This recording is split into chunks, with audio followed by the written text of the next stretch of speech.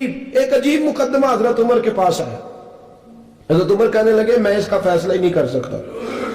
مقدمہ عرض کروں آپ کی خدمت میں. دروشی پڑھیے ایک دفعہ بلند آواز.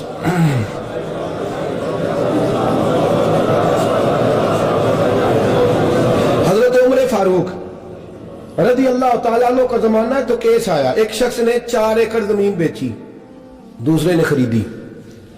جس نے بیچی وہ کسان نہیں تھا, کوئی اور کام کرتا تھا. اس نے کہا میرے پاس فارغ ہے, میں تو کاشتکاری نہیں کرتا, تو ایک کسان نے خرید لی. توجہ ہے میری بات پر.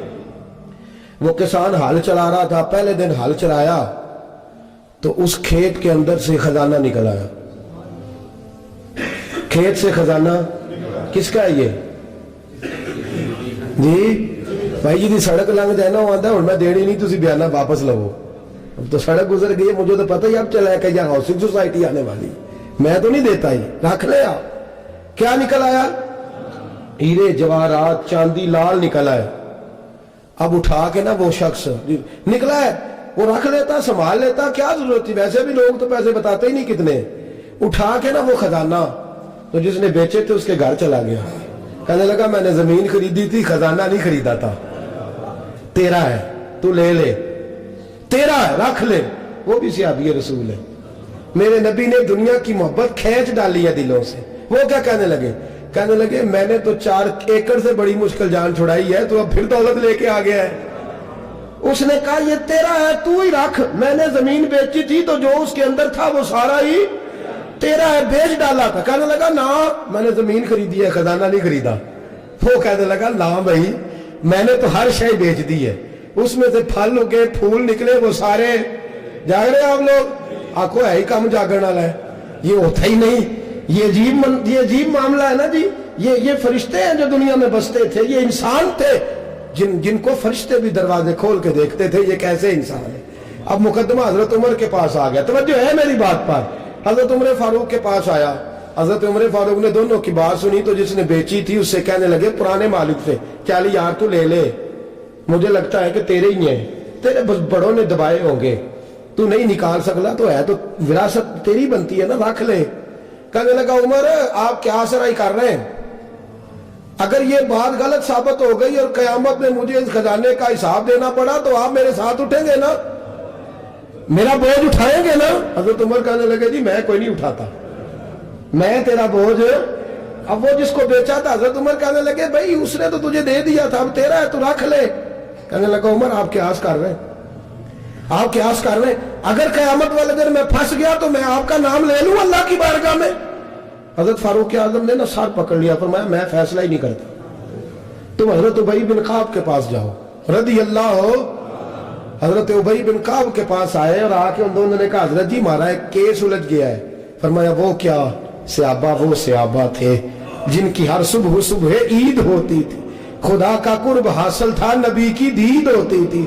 حضرت ہمارا کیس الجھ گیا ہے, حضرت عمر سے فیصلہ نہیں ہوا, آپ مہربانی. فرمانے لگے وہ کون سا کیس ہے جو عمر فاروق سے فیصلہ نہیں ہوا؟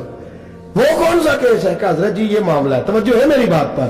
یہ والا معاملہ ہے کہ اس نے بیچی ہے جگہ, میں نے خریدی ہے, اب خزانہ نکل آیا, میں کہتا ہوں تیرا ہے, یہ کہتا ہے نہیں تیرا, میرا میری نہیں.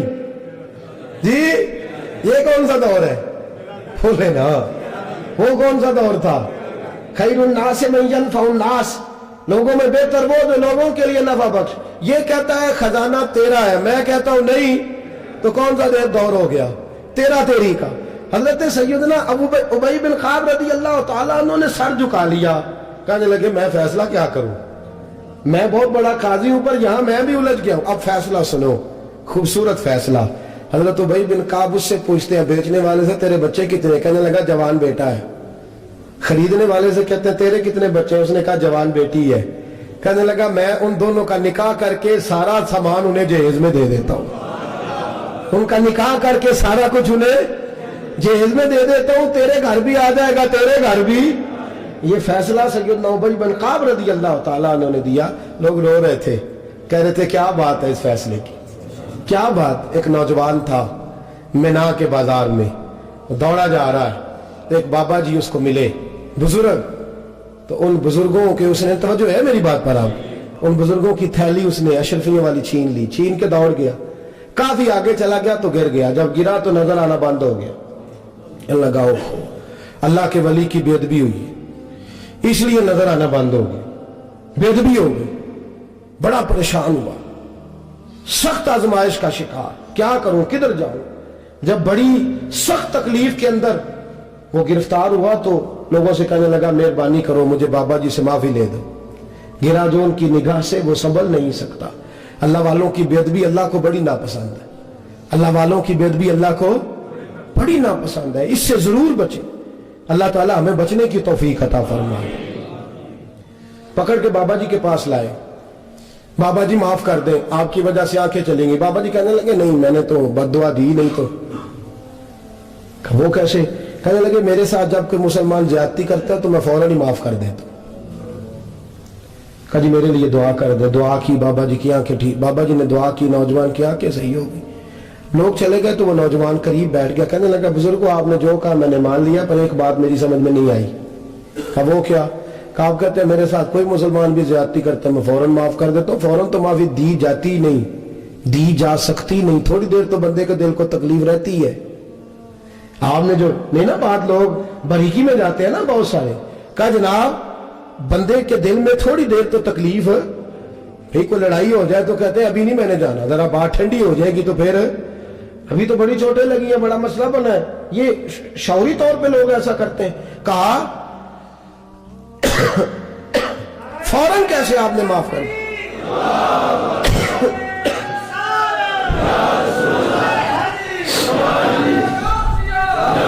कहा फौरन कैसे माफ कर दिया? तो बाबा जी कहने लगे मुझे अपने नबी से प्यार ही बड़ा है सल्लल्लाहु अलैहि, हम इश्क के बंदे हैं, क्यों बात बढ़ाई है, मोहब्बत बड़ी है रसूल रहमत से, पर मैं क्या बात है। बाबा जी कहने लगे मैंने हुजूर की एक हदीस पढ़ ली है, अब जो मुसलमान भी ज्यादती करता है मैं फौरन माफ कर देता हूं। कहा वो क्या हदीस? सुने मेरे दोस्तों, और बुजुर्गों की सोच देखें कहां तक जाती है। और बुजुर्ग कहने लगे अल्लाह के रसूल सल्लल्लाहु अलैहि वसल्लम ने फरमाया है कि जब तक मेरे सारे उम्मती जन्नत में नहीं जाएंगे मैं भी नहीं जाऊंगा, जब तक सारे नहीं जाएंगे मैं भी। तो बाबा जी कहने लगे देखना तेरा मेरा झगड़ा है, अगर ये झगड़ा हुजूर के पास जाएगा, अल्लाह की बारगाह में जाएगा, फिर इसका फैसला होगा, फिर ये मुकदमा लड़ेगा, फिर ये केस चलेगा, जब फैसला होगा तब तक मेरे रसूल पाक जन्नत में नहीं जाएंगे, बैठे रहेंगे। तो मैं अपने नबी को तकलीफ तो नहीं ना दे सकता, मैं अपने रसूल को बिठाए रखने की आजमाइश तो नहीं ना दे सकता।